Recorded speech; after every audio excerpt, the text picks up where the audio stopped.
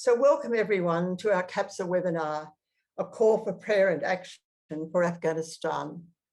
I'd like to begin by acknowledging the traditional owners and custodians of the various lands on which we're meeting together and pay respects to their elders, past and present, and extend this respect to all Aboriginal and Torres Strait Islander people who are joining us today. To begin, given this is a gathering of prayer as well as action, I would like to lead the group in a prayer. And following this prayer, we'll have a short time of reflection and contemplation. You could spend this time considering the words of the prayer, reflecting on the experience of those seeking asylum, or contemplating how you can take action for people fleeing Afghanistan. Give ourselves space to consider intention, mission, and purpose before we act is essential to any act of social justice. I'd like to begin with reading a short piece from Pope Francis' address for World Migration Day. In our day, the Church is called to go out into the streets of every existential periphery in order to heal wounds and to seek out the straying, without prejudice or fear, without proselytizing, but ready to widen her tent to embrace everyone. Among those dwelling in these existential peripheries, we find many migrants and refugees, displaced persons and victims of trafficking, to whom the Lord wants his love to be manifested and his salvation preached. The current influx of migrants can be seen as a new frontier for mission, a privileged opportunity to proclaim Jesus Christ and the gospel message at home and to be a concrete witness to the Christian faith in a spirit of charity and profound esteem for other religious communities.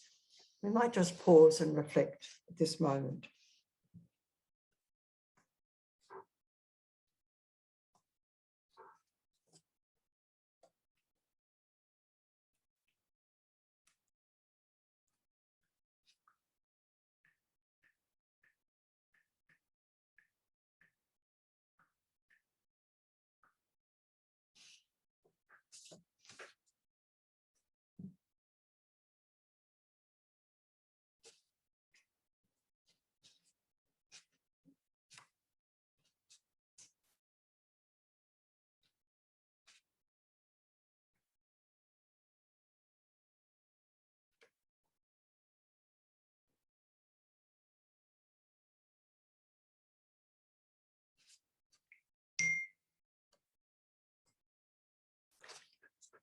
And just to finish off with a short prayer, part of a prayer that Pope Francis also put out at this time.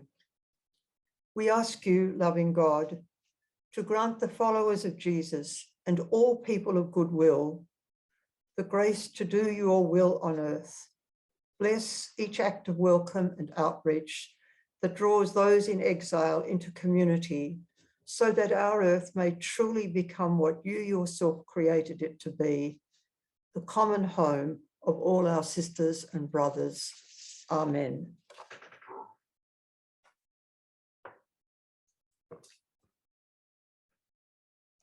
Thank you, everybody, for spending time in reflection and being present together to take action today. Jesuit Social Services and Jesuit Refugee Service are honoured to co-convene the Catholic Alliance for People Seeking Asylum. As a board member of Jesuit Social Services, I'm delighted to MC this webinar, and it's a pleasure for me to introduce Tamara Domicile,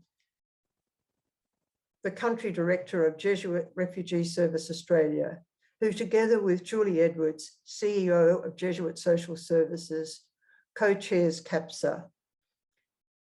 Tamara is a former chair of the Asia Pacific Refugee Rights Network's Regional Protection Working Group and the former National Director, Policy Director of the Refugee Council of Australia.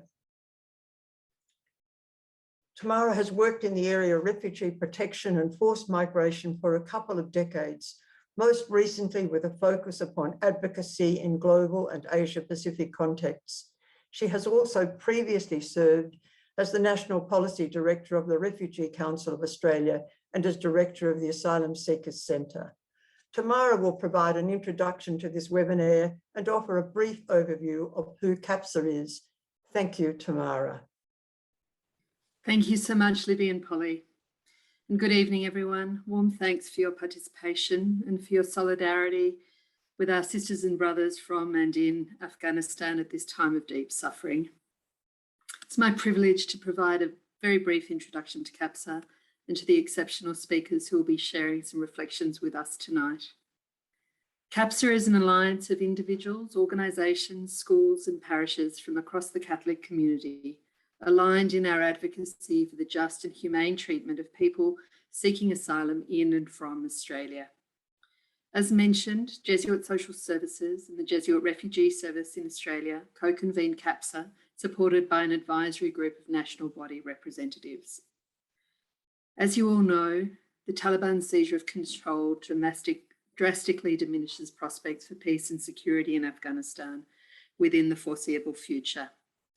Ethnic and religious minorities such as the Hazaras, women and girls, human rights defenders, ex-government officials, local staff of coalition forces, foreign embassies and international NGOs are particularly unsafe and at risk of targeted persecution.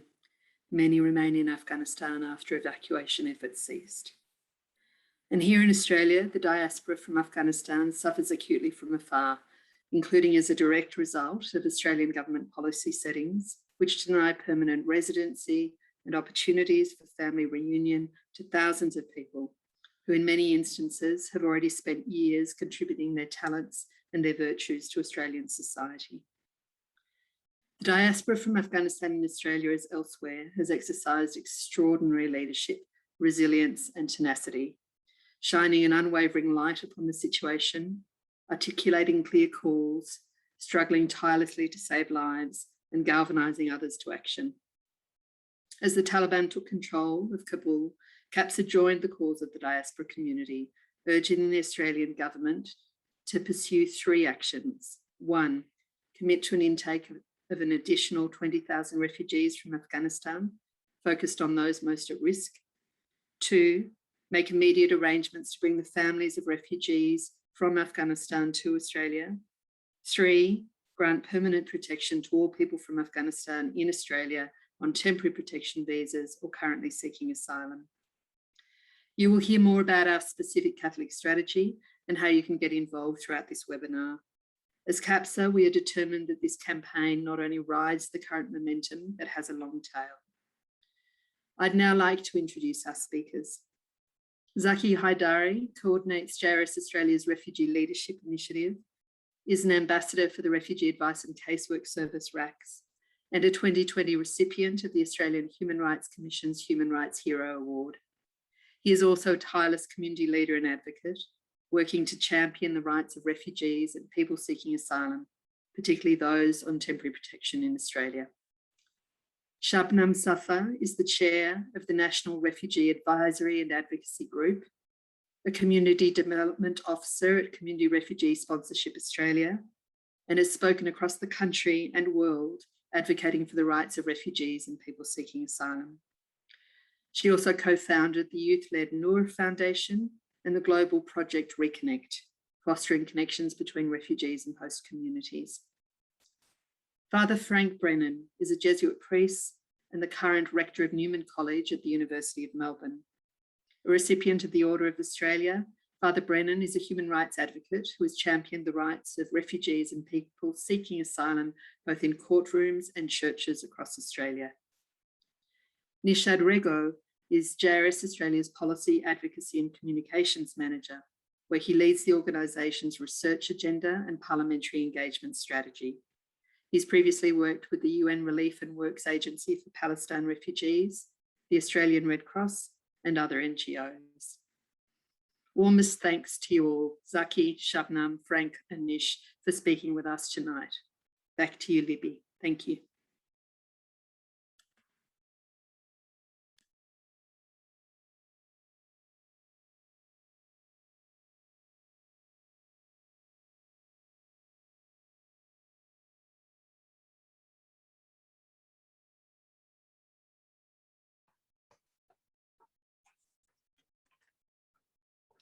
Thank you, Tamara, for your introduction and overview. A key aim of our webinar tonight is to engage all of you. Sorry, having a little problem here, but we'll get this going. All right. A key aim of our webinar tonight is to engage all of you, the CAPSA community, with accessible and simple ways to take action. Not only as a part of the Action for Afghanistan campaign, but also because this week is CAPSA's National Week of Prayer and Action, a time where Catholics from across the country come together to take action and stand in solidarity with people seeking asylum. Each year, CAPSA holds a National Week of Prayer and Action to engage the Australian Catholic community, schools, organisations and parishes in taking action and standing in solidarity with people seeking asylum. This year, the National Week of Prayer and Action began on the 26th of September, the day of World Migrant and Refugee Sunday, and will run through to the 1st of October, 2021. One key way that you can engage with us and the rest of CAPSA community during the webinar is through the chat function. While I'm speaking, I encourage you to share in the chat what land or country you're zooming in from, and if you're representing an organisation, school or parish, then please share that too. As Polly previously mentioned, there will be no Q&A function during the webinar tonight, but if you have any pressing questions, please post them in the webinar chat and our CAPSA team will follow up your query after the webinar has finished.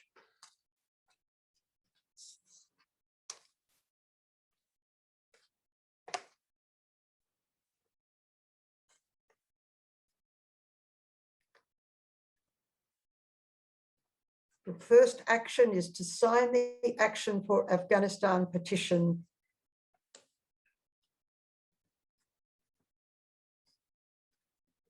We will put a link in the chat that will take you to the Action for Afghanistan petitions site. And please click on this site to sign the petition. At the forefront of this campaign, CAPSA has been led and guided by community leaders from Afghanistan in Australia. When the crisis and conflict in Afghanistan began to worsen, it was the Afghanistan-Australia Advocacy Network that first urged the Australian federal government to do more. Once you've found the website, this important action is as simple as filling in your details and pressing sign this petition.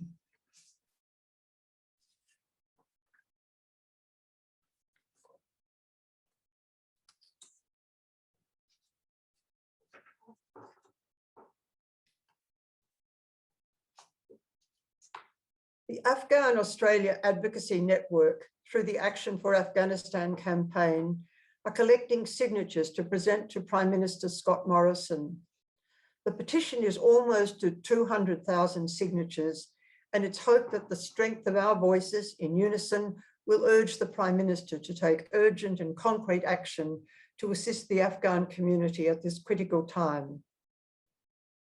This is a simple yet important action that you can easily send to your friends, family, and broader networks.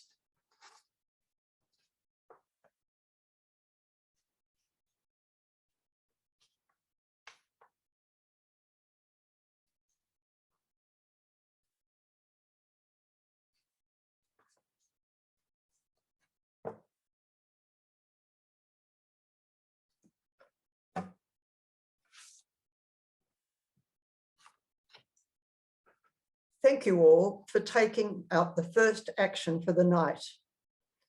And now it gives me great pleasure to introduce our first speaker, Zaki Haidari.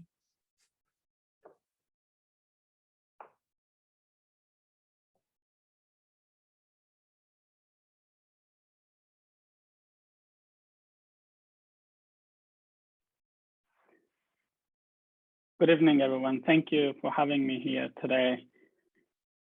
My name is Zaki Haidari. I am a Haidari refugee from Afghanistan. I have been living in Australia for almost 9 years now, and so many other Hazara refugees from Afghanistan.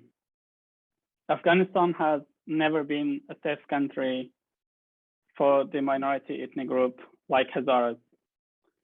Also for women, children, and other minority ethnic groups. Given the current situation in Afghanistan, the new regime came to control the country. And again, it's a dark era for Hazaras and women in Afghanistan, but also children and other minority ethnic groups. As a Hazara, I left Afghanistan back in 2012, fearing for my life. The day that it's now in Afghanistan, I left my country fearing for my life from the Taliban. The Taliban that is controlling the country now. My family is still living in Kabul, Afghanistan, and so many other Hazaras. The Taliban shows to the West that they have changed. They are not persecuting the minority ethnic group. They are giving rights to the women. They are allowing women to go to school, to university, and be part of the community. But that's not true. We have never trusted the Taliban, and we can't trust them. In the last month or so, they have shown their true faces. The girls are not allowed to go to school, or only allowed to go to school to primary school, not high school or university. Women are not allowed to go to work, to go to university, or be just a normal part of society. They announced their new cabinet, which is all Pashtun male from the same ethnic group, only with a few other ethnic groups in their cabinet. They have started their genocide towards Hazaras. They have killed Hazaras, they have genocided them in Malistan, Ghazni, and recently they announced a new province to be evacuated by Hazaras. The Hazaras can't live there. They've been living there for their entire life, for generations, and now the Taliban in power, and they're asking Hazaras to leave their village, their town, and their houses. They have nowhere to go. It shows again how cruel they are and what actions they are taking towards Hazaras. When they were ruling the country back in 1990s, 2001, they killed thousands of Hazaras. And throughout the last few years, while they were not in control, they still keep killing Hazaras in numbers. A country that never been safe for a lot of Hazaras, and it will never be safe for Hazaras like myself. But what pains me is that we have been living in Australia for almost 9 years. Due to the harsh policies that are in place in Australia, won't allow us to bring our families in Australia. We have been given temporary visas for either 3 years or 5 years. And at the end of every visa, we have to reprove that we are refugees and we cannot go back to our country. But also, this policy keeps us here temporarily, permanently, which stops us from being a normal citizen in the country. It stops us from having a normal life, being a normal citizen of a country. We cannot go back to Afghanistan, but we cannot live here as well permanently. Everything is temporary for the Hazara refugees or refugees from Afghanistan and Australia. We cannot go to university. Again, very similar policy to what's happening in Afghanistan. We cannot bring our families here.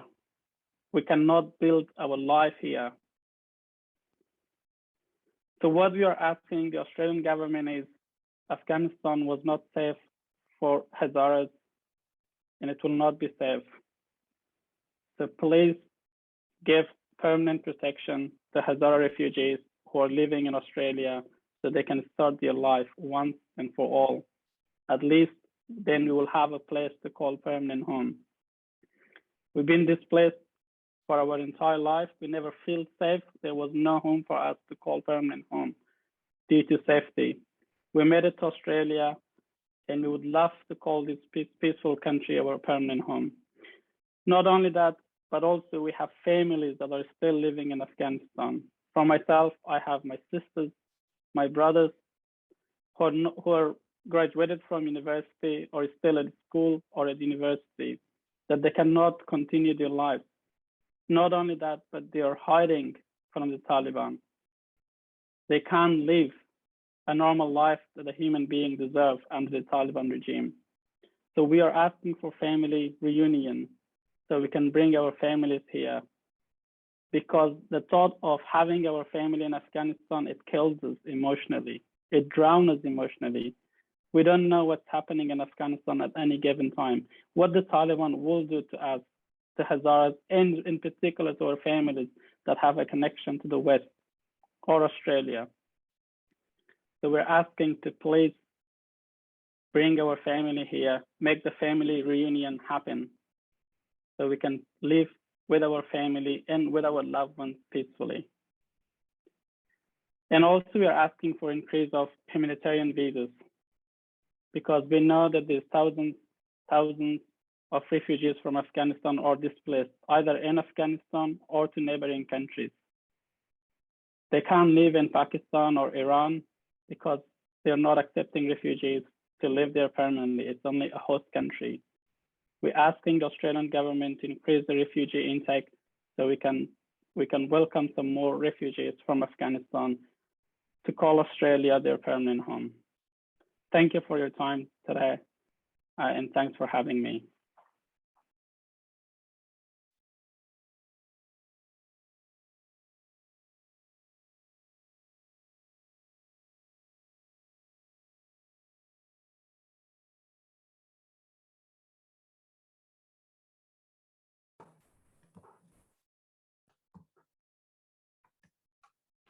Oh, Zaki, we hear you with shame and sadness. We thank you for sharing with us this evening, and our thoughts are with you, your brothers and sisters, and all the other people from your country who are suffering at the moment. Thank you very much for speaking with us.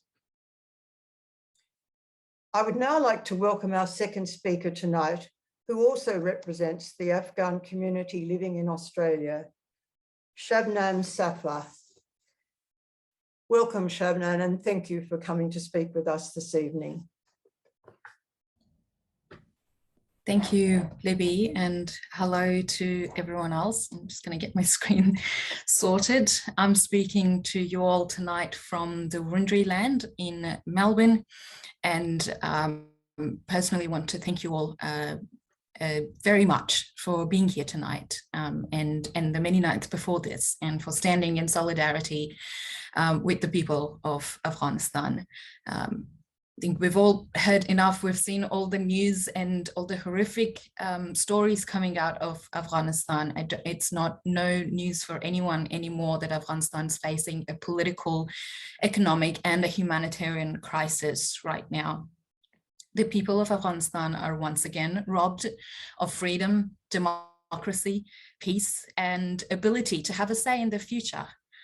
For 20 years, they were given hope and promises of protection by the international community, and that has now been taken away from them once again, and they've now been betrayed and abandoned once again. And it is in that collective responsibility as a diaspora displaced across the world, and frustration at the silence and lack of action by our governments for Afghanistan, that we've come together, and particularly those of us in Australia have come together to start the Action for Afghanistan campaign. Just a little bit about who's the people behind this campaign. The Afghanistan Australian Advocacy Network is made up of people from diverse ethnic and religious groups which form the Afghanistan Australian community. We're academics, lawyers, health workers, advocates, community workers, tradespeople, educators, mothers, fathers, brothers, sisters who have come here as refugees or children of refugees and migrants. All of us have found safety in Australia, and all of us strive to make positive contributions to Australia, to our home in Australia. And we want to see that same safety afforded to our community. And as a collective are calling for action and support for the people of Afghanistan during this crisis. Due to the safety of our family members and relatives, not all of our identities can be identified right now, but those who can our voices are raised and shared on our website. So I do encourage you to go check out our website, actionforafghanistan.com.au, and check out all the pages and resources that we have there for you. The people of Afghanistan right now, even though it has been a war-torn country, a war-ridden country, has had a very complex history, and people of Afghanistan have never known peace and security for too long. But right now they're devastated like nothing before. 36 million people who are now forced to live under a brutal regime of a terrorist organization, and the millions others like me and Zaki displaced and dispersed around the world. There's not a single person from Afghanistan who's not impacted by this crisis. And we all know that Australia's response so far has not been enough. After 20 years of direct intervention and deep connection to Afghanistan and everything that we have invested, we must do more. It is a moral and ethical responsibility for Australia to do the right thing. And we cannot abandon the people of Afghanistan.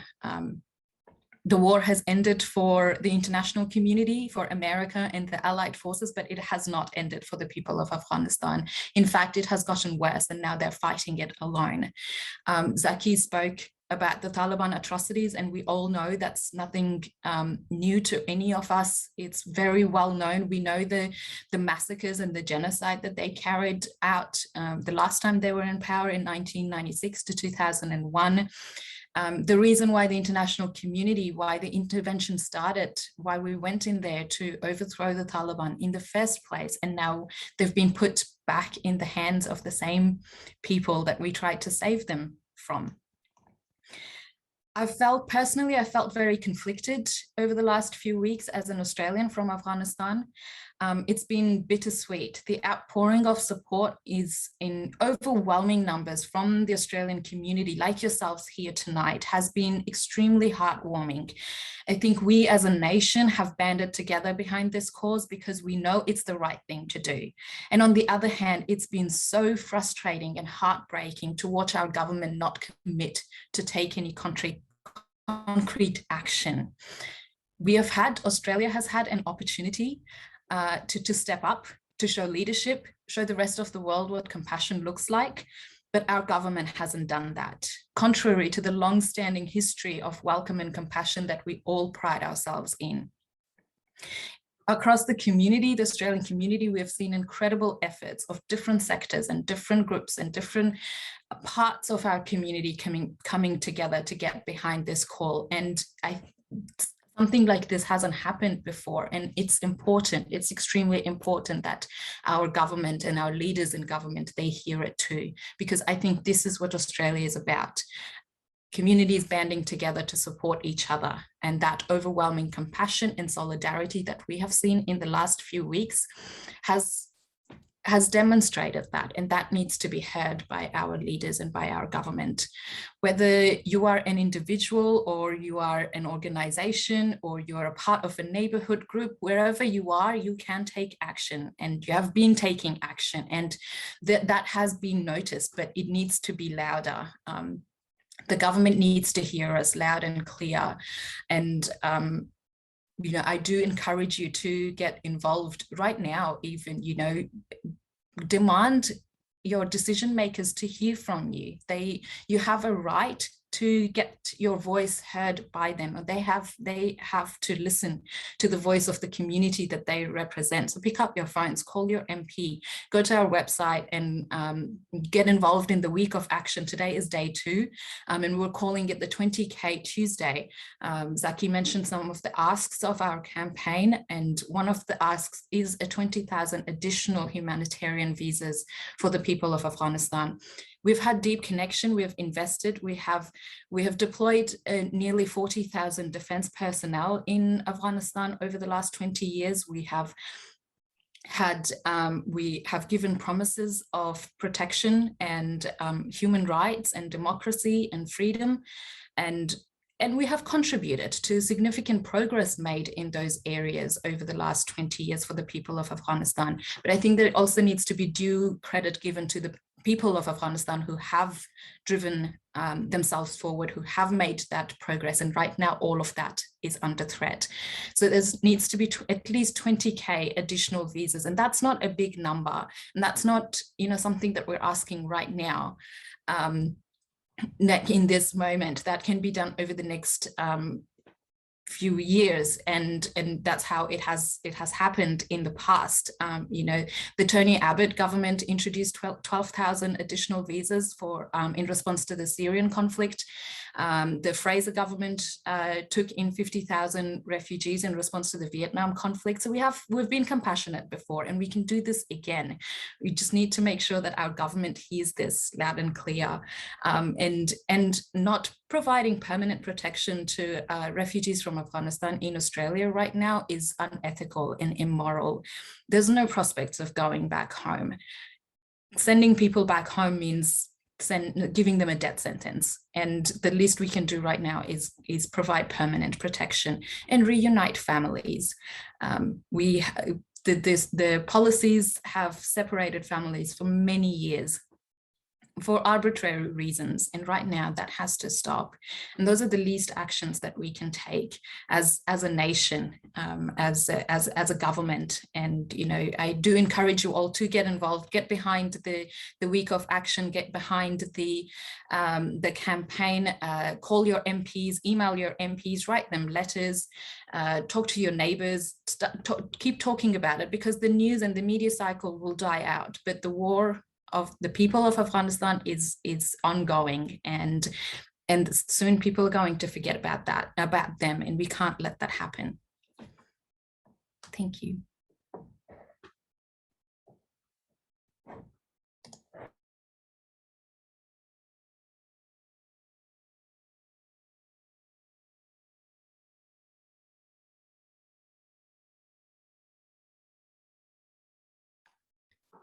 Shabnam, again, I hear you with great shame, but also I'm in awe of your leadership, of the challenges you've given us tonight.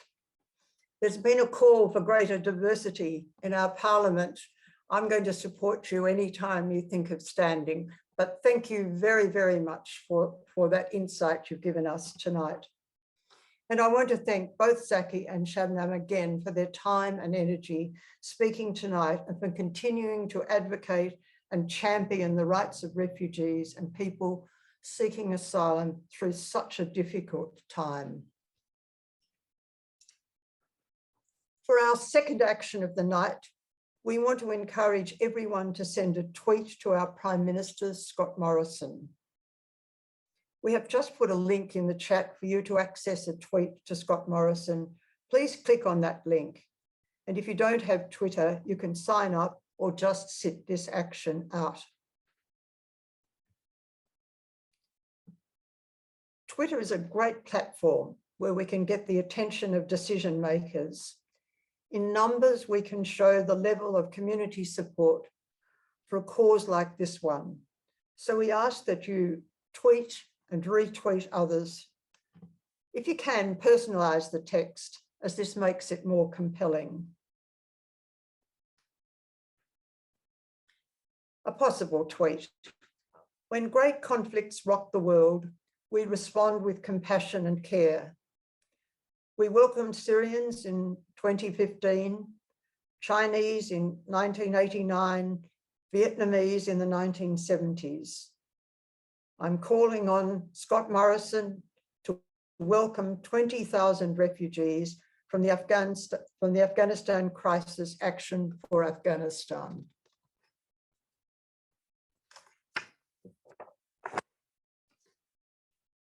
Reaching out to key decision makers like the Prime Minister and the Immigration Minister is key to our strategy for achieving our goals to support those fleeing Afghanistan.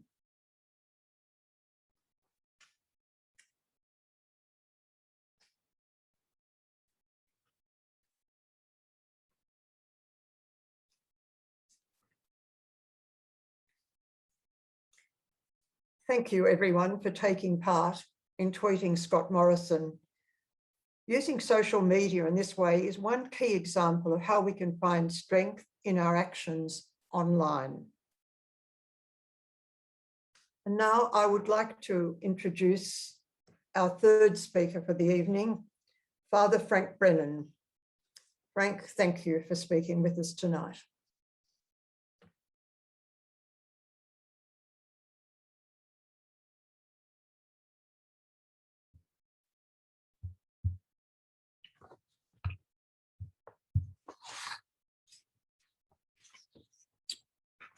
Good evening. Thank you, Libby, and thank you, everyone. I think you can tell by seeing me that I'm speaking to you from Melbourne. You'll judge that by the length of my hair. It's a great privilege to be here on the panel with Zaki and Shabnam, and they are the experts on Afghanistan. Having heard from them and standing with them in solidarity, the question becomes, what can we do as Australians within our political processes? So in my few minutes, I'd like to give a few pointers of hope, pointing to political possibilities, but also implicitly warning us off some political dead ends.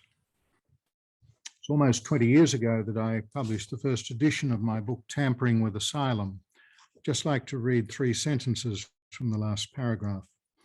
Fear and isolationism need not defeat us. We can both secure our borders and honour our international humanitarian obligations without terrorising asylum seekers on the high seas, detaining them in the desert, transporting them to Pacific Islands, and putting on hold their reunion with family and their new life among us. Many of us would like to return collectively to being a warm-hearted, decent international citizen at home and abroad. That's why we're here this evening. And just to take one sentence from the Pope's statement on the weekend, we must make every effort to break down the walls that separate us, and in acknowledging our profound interconnection, build bridges that foster a culture of encounter. So, to build bridges and not walls.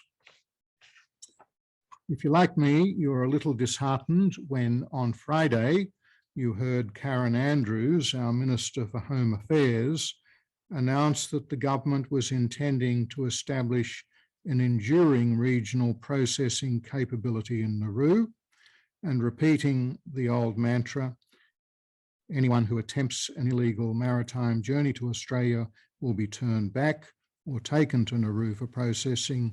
They will never settle in Australia. But where is the hope in that? Well, 3 weeks before, she was asked a very direct question in Parliament about people like Zaki and Shabnam. It's significant that the question came not from the Labor Party in opposition, but from Rebecca Sharkey, a minor party, the Centre Alliance. She asked specifically about the 4,427 Afghan refugees living in our midst who are on temporary visas, and asked whether the government would now provide these recognised refugees with permanent residence.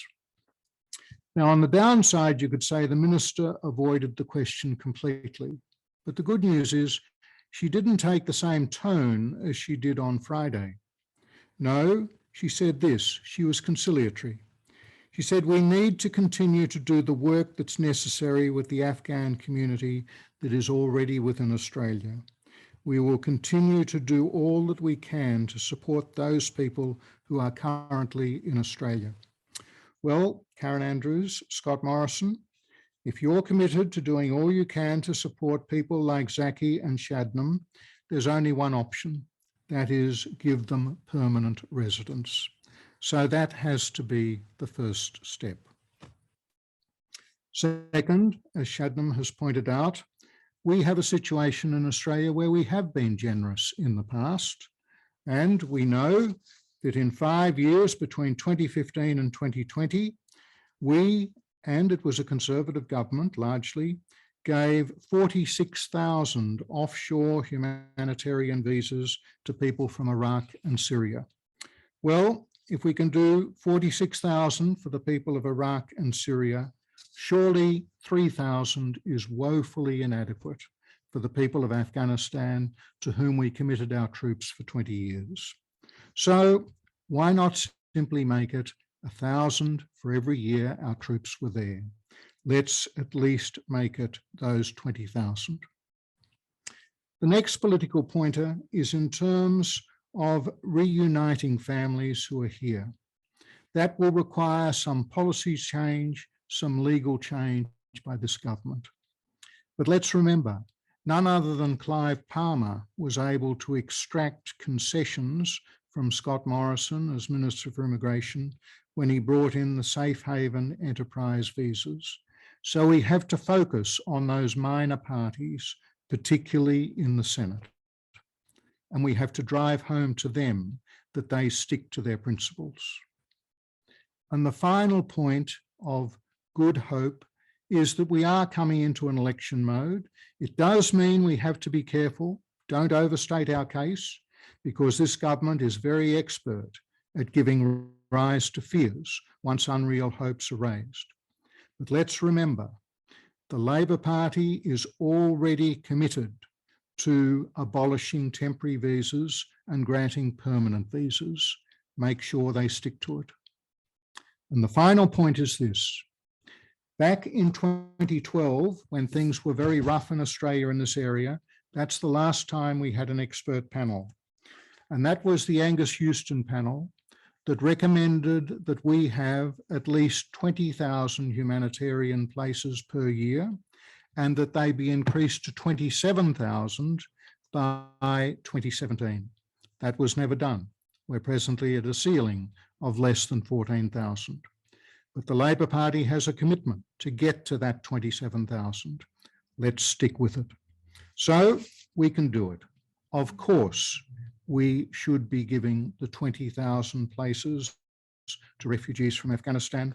And I think even Karen Andrews knows that. Of course, we should be allowing people who are living here to be reunited with their families. And of course, we should let people who are now here as refugees get on with their lives with permanent visas, because we all know, even Mr. Morrison knows, there's no way that any of them can ever go back to Afghanistan. So let's maintain hope, be politically realistic, and demand of the Labor Party, the minor parties, and the coalition that they act honourably in our name. Thank you.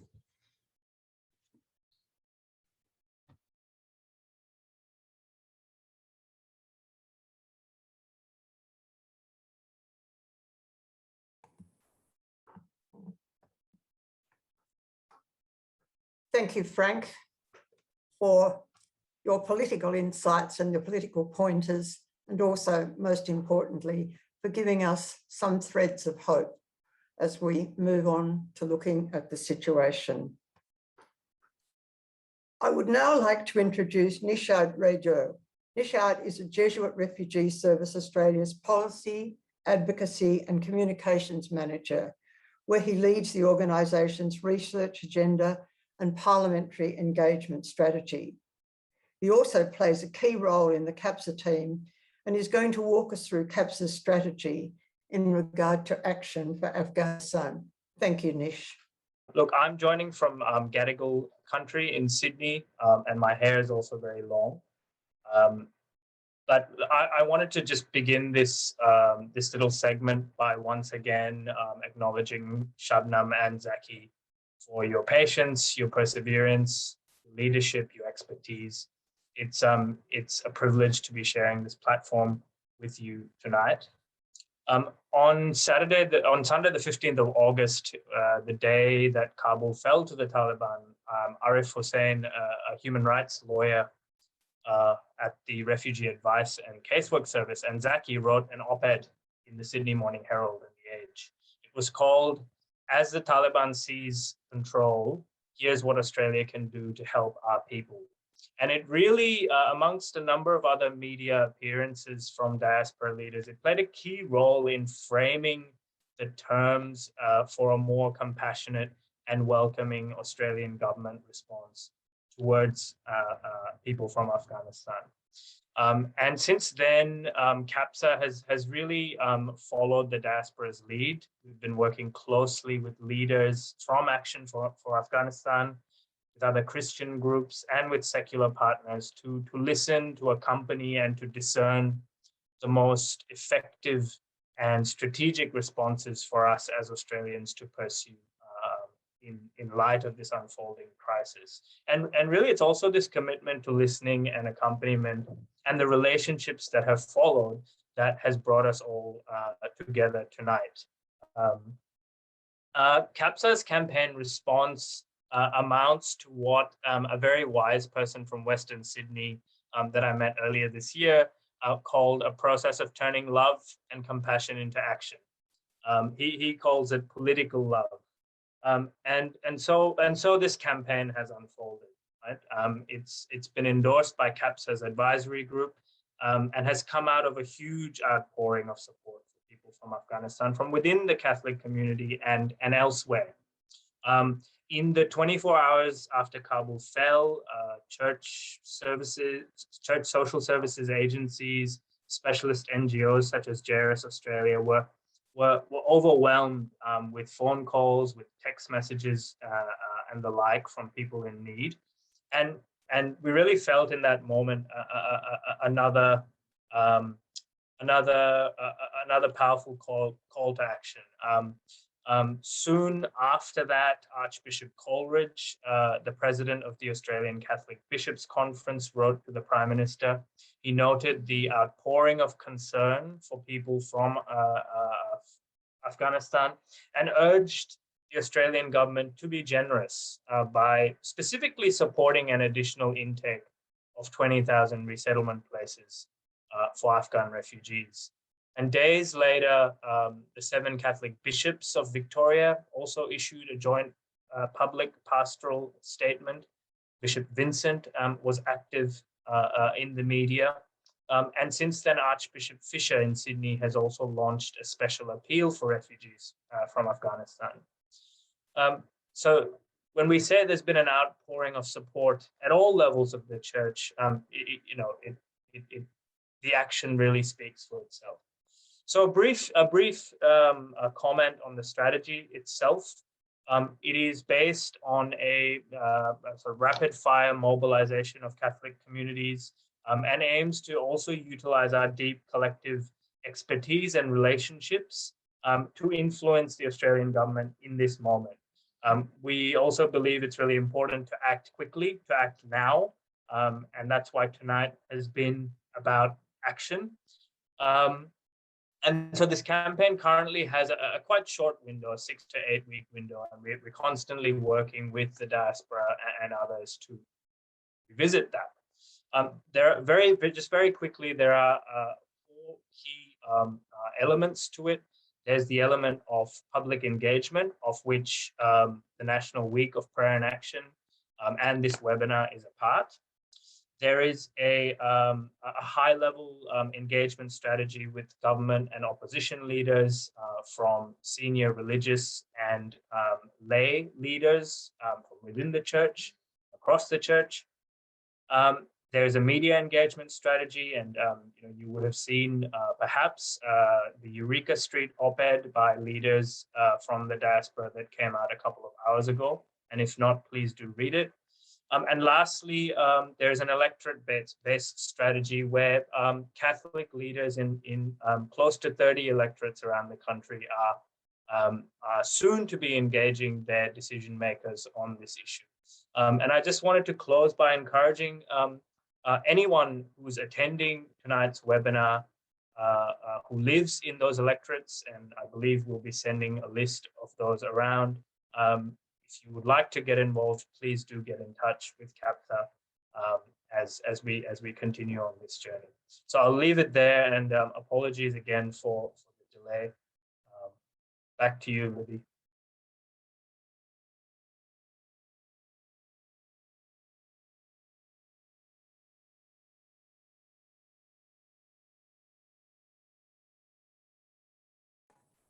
Thanks, Nish.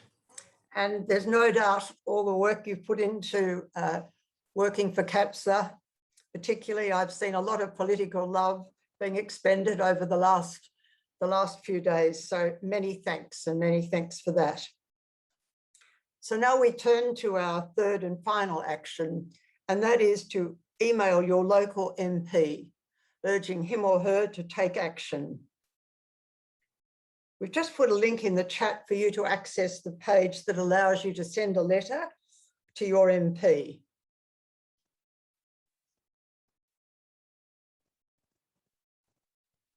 If you click on the link, you'll be taken to a form to reach out to your local MP.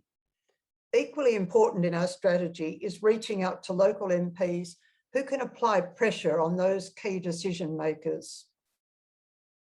It's local MPs who raise issues within their parties and with relevant ministers when there is significant public support. So we want you out in your hundreds. We know that the Afghanistan crisis is already very high on many MPs' agendas, but we need them to hear from more of us, and we need to maintain the pressure. I think Shabnam made that really clear. We need to keep at it when it looks like it's going to drop off the front pages. Again, try and personalize the email if you can. You don't need an account to do this. Enter your residential address and your local MP will appear automatically. Once you've filled in all your details, just press send.